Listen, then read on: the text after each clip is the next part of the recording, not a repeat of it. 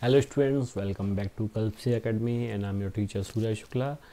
And in the last class, in part 1, I have discussed J.J. Thomson and Rutherford's experiments. Okay, so we are going forward with Niels Bohr's experiments. तो इस class को हम start करते हैं Niels Bohr के experiment से. तो Niels Bohr कौन थे? ठीक है, सबसे पहले इनके बारे में बात करते हैं. ऑब्वियसली हम ये देख रहे हैं कि फिजिक्सिस्ट, ये भी फिजिसिस्ट ही थे, साइंटिस्ट थे, है ना. सो इनके बारे में थोड़ा देख लेते हैं क्योंकि ये भी इम्पोर्टेंट है. ठीक है, इनको भी नोबेल प्राइज़ मिला है. So Niels Bohr born in 1885 and died in 1962. ठीक है, अब ये 1885 में आई थिंक हमारे आइंस्टीन भी पैदा हुए थे. ठीक है, was born in Copenhagen on 7 Denmark में. ठीक है, on 7th October 1885 he was appointed professor of physics at Copenhagen University in 1916. he got the Nobel Prize for his work on structure of atom. ठीक है, इनको भी 1922 में atom की structure के लिए नोबेल प्राइज़ मिला है. ठीक है, among professor Bohr's numerous writing the three appearing as books are. ठीक है, काफ़ी सारी बुक्स लिखी, लेकिन 3 इनकी जो बुक्स हैं काफ़ी इंपॉर्टेंट है. पहली बुक है the theory of spectra and atomic constitution, second book है एटॉमिक थ्योरी, और थर्ड बुक है द डिस्क्रिप्शन ऑफ नेचर. ठीक है, ये तो बायोलॉजी के बारे में होगी ना obviously. Bourse model of atom, तो इनका मॉडल क्या था एटम का? ठीक है, so Bohr's model had to overcome the objection raised against the Rutherford model of atom. और आप देख रहे होंगे कि जे थॉमसन था तो उनको गोल्डस्टीन ने थोड़ा करेक्ट किया. ठीक है, फिर रदरफोर्ड ने और अच्छा सा बताया कि ऐसे इसमें ऐसे न्यूक्लियस होता है, ऐसे उन्होंने हर चीज़ एक्सप्लेन की. तो इसको और बेटर किया किसने? बोर ने. उन्होंने एक्सपेरिमेंट आगे जाके किया तो थोड़ा और उन्होंने इस चीज़ को थोड़ा रिफाइन किया, है ना. He said means Bohr said only certain special orbits known as discrete orbits of electrons are allowed inside atom. तो कुछ डिस्क्रीट ऑर्बिट्स ही होते हैं इलेक्ट्रॉन के जो अलाउड होते हैं, है ना, एटम के अंदर. ठीक है, while revolving in discrete orbits the electrons do not radiate energy. और जब डिस्क्रीट ऑर्बिट्स में होते हैं ना तो ये एनर्जी को रेडिएट नहीं करते, जैसा कि उन्होंने बताया था. तो इसमें उन्होंने क्या बताया कि ऐसे न्यूक्लियस होता है. अब ये सारे क्या ऑर्बिट्स हैं. ठीक है, अब इसको उन्होंने कैसा नाम दिया? इनसाइड से आउटसाइड KLMN. ठीक है, जिसमें इसको n = 1 2 3 4 ऐसे करके दिया. ठीक है, सो दीज ऑर्बिट्स और shells are called energy shells. तो इनको एनर्जी सेल्स बताया है ना, यहाँ पे एनर्जी जितने भी इलेक्ट्रॉन्स रहेंगे उस हिसाब से उन्होंने इसको बताया. ठीक है, दीज ऑर्बिट्स और shells are represented by letter KLMN और नंबर्स n = 1 2 3 4. ठीक है स्टूडेंट्स, अब क्वेश्चन टाइम आपके लिए. ठीक है, on the basis of Thomson's model of an atom explain how atom is neutral as whole. आपको ये बताना कि एटम न्यूट्रल कैसे होता है. थॉमसन ने अपने मॉडल दिया था तो उसके हिसाब से बताना एटम न्यूट्रल कैसे हो सकता है. ठीक है, second on the basis of Rutherford's model of an atom which subatomic particle is present in the nucleus of atom. तो रदरफोर्ड ने जो अपना गोल्ड फॉयल एक्सपेरिमेंट किया था तो उसमें सब एटॉमिक पार्टिकल कौन सा था जो न्यूक्लियस में था. ठीक है, third draw sketch of Bohr's model of an atom with 3 shells. और आपको स्केच ड्रॉ करना है बोर के मॉडल का. उसमें बताया ना कि KLMN जो एनर्जी सेल्स हैं उनके बारे में आपको उसका आपको स्ट्रक्चर बनाना है ऐसा. ठीक है, what do you think would be the observation if the alpha particle scattering experiment is carried out using a foil of a metal other than gold. तो कह रहे हैं कि यार गोल्ड के अलावा हम किसी और चीज़ को यूज करते तो क्या हो सकता था. उन्होंने तो गोल्ड फॉयल एक्सपेरिमेंट किया, तो आपको ये भी बताना है. ठीक है, अब ऑब्वियसली बोर ने भी दे दिया तो सभी ने अपनी अपनी थ्योरी पोस्टुलेट कर दी. तो हमको 3 सब एटॉमिक पार्टिकल्स मिल गए. एक है हमारा इलेक्ट्रॉन, एक है हमारा प्रोटॉन और एक है न्यूट्रॉन. ठीक है, इलेक्ट्रॉन की डिस्कवरी की थी जे थॉमसन ने. ठीक है, और कैथोड रे एक्सपेरिमेंट किया था. प्रोटॉन की डिस्कवरी की थी गोल्डस्टीन ने, ठीक है। इन्होंने एनोड्रेज कैनलेज, जो मैंने आपको बताया ना, गैस एक्सपेरिमेंट किया था, गैस रेडिएशन उस पर, ठीक है। न्यूट्रॉन को चैडविक ने किया था, ठीक है। इस पर माइनस चार्ज होता है, प्रोटॉन पे प्लस चार्ज होता है, और इस पर कोई चार्ज नहीं होता, ठीक है। न्यूट्रॉन पे कोई चार्ज नहीं होता। अब इसका चार्ज क्या है वो लिखा हुआ है, इसका मास क्या है वो भी लिखा हुआ है, आप देख सकते हैं, ठीक है। न्यूट्रॉन पे चार्ज न्यूट्रल होता है, जो मैंने यहाँ पर लिख चुका हूँ, ठीक है। ये आप सब देख लेना, इसको रिपीट करने का ज़रूरत नहीं है, ठीक है। जे Chadwick bombarded lighter elements like lithium, boron, etc. with alpha particle and observed the emission of new particles having zero charge but having mass equal to that of proton.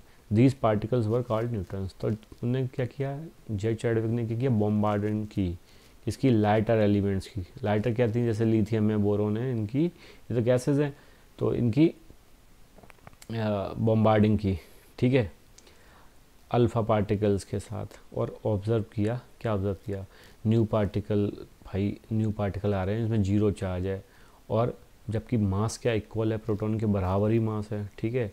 तो इन पार्टिकल्स को उन्होंने न्यूट्रॉन बोला। Since mass of neutron is negligible, अब भाई कोई charge ही नहीं है उस पर, तो वो नेग्लिजिबल ही होगा ना, when compare to that of electron neutron, hence mass of electron and proton is atom constitute atomic mass. तो अब एटॉमिक मास क्या होगा, एटॉमिक मास क्या होगा, जब न्यूट्रॉन की कोई वैल्यू ही नहीं है, ठीक है, उस पर कोई चार्ज ही नहीं है, तो ये हमारा प्लस माइनस प्लस प्लस होगा, मतलब इलेक्ट्रॉन प्लस प्रोटॉन मिलके ही एटॉमिक मास बनाएंगे, ठीक है।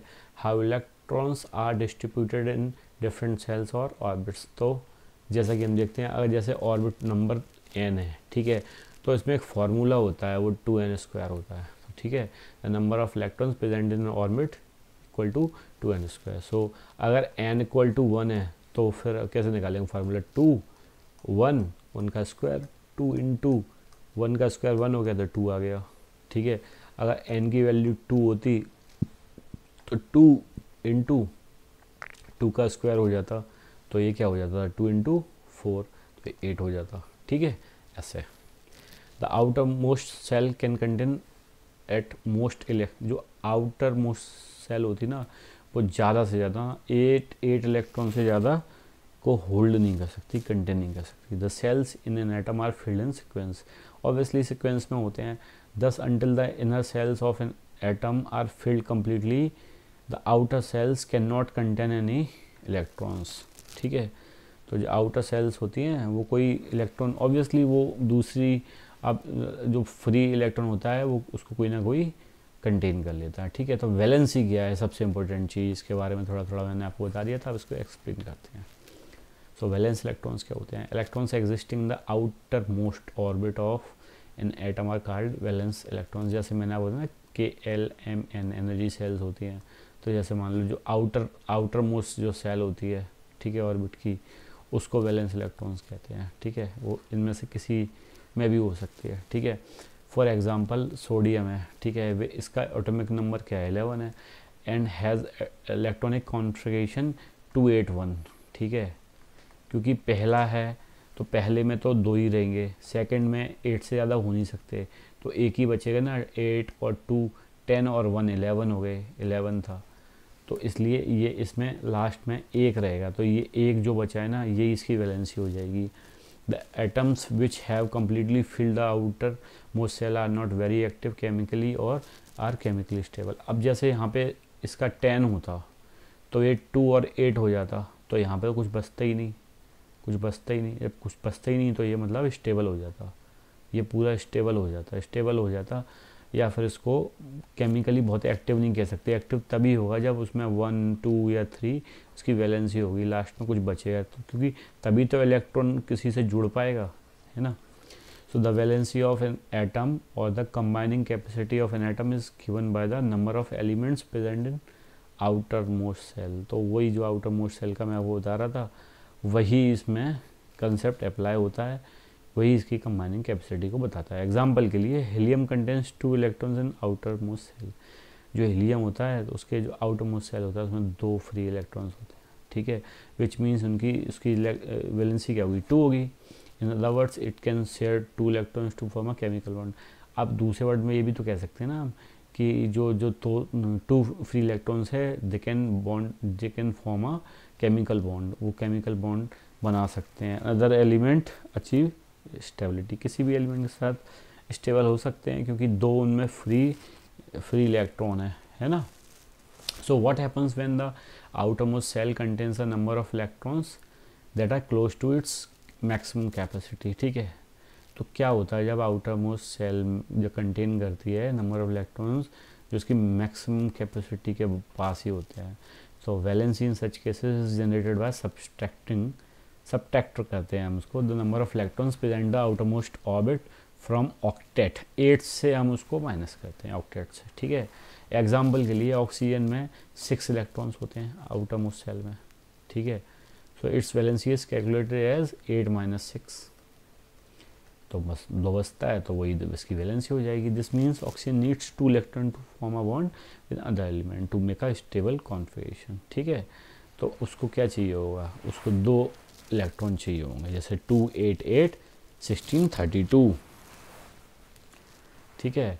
तो atomic number of an element क्या होता है और मास नंबर ऑफ एलिमेंट क्या होता है। तो एटॉमिक जो नंबर होता है, जितने भी एटम में प्रोटॉन होते हैं वही इसका एटॉमिक नंबर हुआ, जबकि मास नंबर क्या होगा, number of protons plus number of neutrons, ये मास नंबर होगा। तो इसमें जैसे सोडियम है इसका लिखा है, ये नीचे एटॉमिक नंबर आ गया, ठीक है, मतलब नंबर ऑफ प्रोटॉन्स इसमें इतने होंगे और ये मास नंबर हो गया, तो प्रोटॉन प्लस इलेक्ट्रॉन 7 + 7 है 14 आ गया, ठीक है, इसका ये सिंबल हो गया, ठीक। अब आइसोटोप पढ़ते हैं हम। आइसोटोप बहुत इंपॉर्टेंट, बहुत ही ज़्यादा इंपॉर्टेंट टॉपिक है, ठीक है।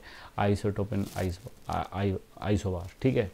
The atoms of an element can exist in several forms having similar atomic numbers but wearing mass numbers. तो इसमें हमको देखना है, इसमें जो एटॉमिक नंबर है वो सेम होगा और जो मास नंबर है वो अलग होगा, वो आइसोटोप होता है। जैसे एग्जांपल के लिए हम देखते हैं, है ना, आइसोटोप्स आर प्योर सब्सटेंस, ये प्योर सब्सटेंस होते हैं, ठीक है। Isotopes have similar chemical nature, इनका केमिकल नेचर भी सेम होता है। ऑब्वियसली प्योर सब्सटेंस भी हैं और तो इनका केमिकल नेचर भी सेम होना ही चाहिए। Isotopes have distinct physical characteristics, काफ़ी सारी कैरेक्टरिस्टिक्स इनकी डिस्टिंक्ट मतलब डिफरेंट होती हैं, ठीक है। हाइड्रोजन का आइसोटोप के बारे में हम पढ़ लेते हैं। जैसे अब ये 1H1 है, ठीक है, तो ये भी हाइड्रोजन है, 1H2 है, ये भी हाइड्रोजन है, 1H3 ये भी हाइड्रोजन है। तो हम 1H1 को हाइड्रोजन कह रहे हैं, इसको ड्यूटेरियम कह रहे हैं, मतलब 1H2 को ड्यूटेरियम कह रहे हैं, और 1H3 को क्या बोल रहे हैं, ट्रिटियम, ठीक है। अब डाई से मतलब 2 हो जाता है, ट्राई से 3 हो जाता है, तो ये ट्रिटियम हो गया है, ड्यूटेरियम हो गया, ठीक है। तो हम बता सकते हैं कि हाइड्रोजन के 3 आइसोटोप्स हैं।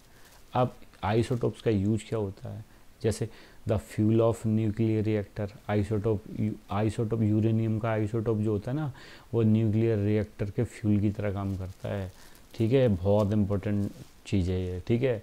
अब इसके अलावा कैंसर का ट्रीटमेंट भी करते हैं हम, कैसे, आइसोटोप ऑफ कोबाल्ट के आइसोटोप का यूज कर कैंसर का ट्रीटमेंट होता है। ऐसे ही जो गोइटर होता है, थायराइड के बाद जो स्टेज बनती है, थायराइड जैसे ही एक डिसीज होती है गोइटर, है ना, अपने जो नेक होता है उसमें होता है, वो थ्रोट में हो जाता है, तो इसमें आइसोटोप ऑफ आयोडीन यूज होता है ना, वो इसको ट्रीटमेंट करने में, ठीक है। तो अब जैसे हम कंपेयर करते हैं, जैसे हमारे पास 2 एटॉमिक स्पीसीज़ हैं, U एंड V, तो इसमें प्रोटॉन 5 हो गए, सेम हो गए, जबकि न्यूट्रॉन्स अलग हो गए, इसमें 5 और 6 हो गए। तो मास नंबर क्या होगा, तो ऑब्वियसली मास नंबर अलग हो जाएगा, इसका 10 होगा, इसका 11 होगा, 5 + 6 5 + 5, तो इसका एटॉमिक नंबर 5 हो गया, इसका भी एटॉमिक नंबर 5 हो गया, क्योंकि एटॉमिक नंबर क्या होता है, एटॉमिक नंबर में होता है आपको नंबर ऑफ प्रोटॉन्स होते हैं, जबकि मास नंबर क्या होगा, मास नंबर में प्रोटॉन प्लस इलेक्ट्रॉन होंगे, ठीक है। तो ये डिफरेंट रहेगा, ठीक है। From the above example we can infer that U and V are the isotope because their atomic number is the same. अब मैंने आपको बताया था आइसोबार क्या होता है, आइसोटोप क्या होता है, आइसोटोप वो होता है जिसमें एटॉमिक नंबर सेम रहेगा लेकिन मास नंबर डिफरेंट रहेगा, ठीक है। अब आइसोबार देख लेते हैं। अब ये जस्ट बिल्कुल अपोजिट है, आइसोटोप का अपोजिट है आइसोबार, ठीक है। इसमें क्या होता है, the atoms of several elements can have a similar mass number but distinct atomic masses, such elements are isobar. तो ठीक है, अब देखो आप इसमें क्या है, सिमिलर मास नंबर है लेकिन डिस्टिंक्ट एटॉमिक मास है। एटॉमिक मास मतलब जो मैंने आपको बताया था, ये आइसोटोप से बिल्कुल डिफरेंट मतलब अपोजिट है। ठीक है, डिफरेंट तो नहीं, अपोजिट है। जैसे आइसोबार है, ठीक है, ये आर्गन है, ठीक है, इसमें जैसे ये इसका एटॉमिक मास है वो 18 है, ठीक है, और इसका जो मास नंबर है वो 14 है, ठीक है। तो यहाँ पे जैसे 18 ये है प्रो, इसमें ये इसका एटॉमिक मास है तो वो 18 होगा क्योंकि प्रोटॉन 18 होंगे, ठीक है, इलेक्ट्रॉन 18 होंगे, ठीक है, लेकिन न्यूट्रॉन इसमें अलग होंगे, न्यूट्रॉन 22 होंगे, ठीक है। तो आइसोबार हो गया, ठीक है। ऐसे ही आपको कुछ नहीं, आपको इस चैप्टर में जो मतलब इसका जो स्ट्रक्चर है एटम का, तो उसमें हमको सबसे पहले जे थॉमसन को देखना है, जे थॉमसन को देखना है, ठीक है। उसके बाद हमको रदरफोर्ड को देखना है, ठीक है, रदरफोर्ड को देखना है, ठीक है, और फिर बोर को देखना है, नील बोर को, ठीक है। ये इतना चीज़ आपको पूरा अच्छे से करना है। इनकी जैसे रदरफोर्ड ने गोल्ड फॉयल एक्सपेरिमेंट दिया था, ठीक है, इन्होंने कनालिस यूज की थी, ठीक है, और बोर हैं, इन्होंने क्या किया था, इन्होंने बॉम्बार्डिंग की थी, ठीक है, इसकी अल्फ़ा की, ठीक है, अल्फ़ा जैसे जो लाइटर वो थे, जैसे क्या कहते हैं लिथियम वगैरह था, तो इनकी बॉम्बार्डिंग की थी। तो ऐसा बोर का मॉडल हो गया, ठीक है। इसके बाद मैंने आपको आइसोटोप भी बता दिया, ठीक है, जैसे आइसोटोप के बारे में बताया मैंने, आइसोटोप्स, ठीक है, आइसोटोप्स हो गए, आइसोबार्स हो गया, ठीक है। अब आइसोटोप्स के बारे में क्या बताया, आइसोटोप में जिसमें कि एटॉमिक नंबर सेम होगा, ठीक है, लेकिन एटॉमिक जो मास नंबर है वो डिफरेंट होगा। इसमें मास नंबर सेम होगा मतलब आइसोबार में, और एटॉमिक नंबर डिफरेंट होगा, ठीक है। तो मैं इस लेक्चर को यहीं पे फिनिश करता हूँ। होप आपको ये सब समझ में आया होगा। एंड ऐसे अगर आपको मेरा लेक्चर पसंद आए तो आप इस चैनल को लाइक करें, सब्सक्राइब करें। Till then take care students, bye bye, good night.